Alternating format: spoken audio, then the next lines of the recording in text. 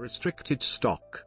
Restricted stock, also known as restricted securities, is stock of a company that is not fully transferable from the stock issuing company to the person receiving the stock award, until certain conditions, restrictions, have been met. Upon satisfaction of those conditions, the stock is no longer restricted, and becomes transferable to the person holding the award.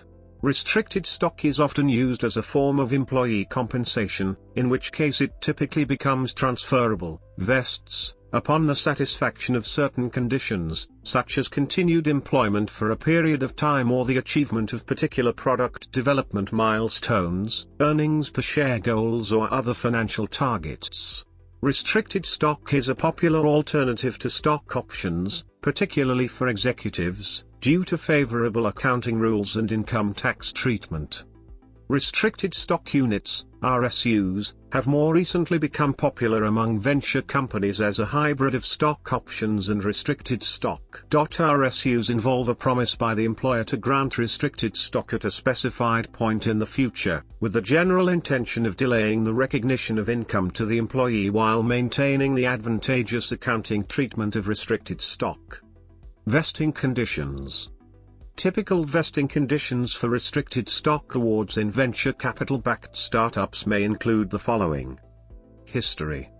Executive compensation practices came under increased congressional scrutiny in the United States when abuses at corporations such as Enron became public.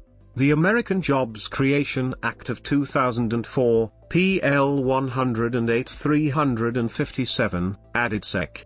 409A, which accelerates income to employees who participate in certain non-qualified deferred compensation plans, including stock option plans. Later in 2004, FASB issued Statement No. 123R, Share-Based Payment, which requires expense treatment for stock options for annual periods beginning in 2005. Statement No. 123R is now incorporated in FASB Accounting Standards Codification Topic 718, Compensation, Stock Compensation. Prior to 2006, stock options were a popular form of employee compensation because it was possible to record the cost of compensation as zero so long as the exercise price was equal to the fair market value of the stock at the time of granting. Under the same accounting standards, awards of restricted stock would result in recognizing compensation cost equal to the fair market value of the restricted stock. However, changes to generally accepted accounting principles, GAAP, which became effective in 2006 led to restricted stock becoming a more popular form of compensation. Microsoft switched from stock options to restricted stock in 2003. And by May 2004 about two-thirds of all companies surveyed by HR consultancy Mercer had reported changing their equity compensation programs to reflect the impact of the new option expensing rules.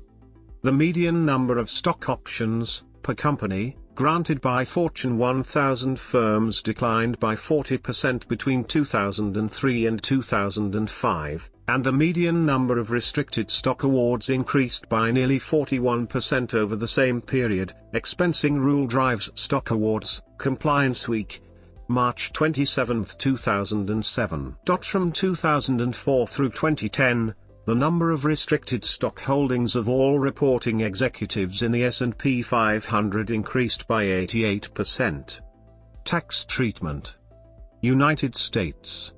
Under Section 83 of the Internal Revenue Code, the value of property transferred in connection with the performance of services is included in gross income, and is recognized as such on the date on which the property is no longer subject to a substantial risk of forfeiture, or the date on which the property becomes transferable, whichever is earlier. In the case of restricted stock, the former date is generally known as the vesting date and is the date when the employee recognizes income for tax purposes, assuming that the restricted stock is not transferable at an earlier date, which is how employers generally structure their restricted stock awards.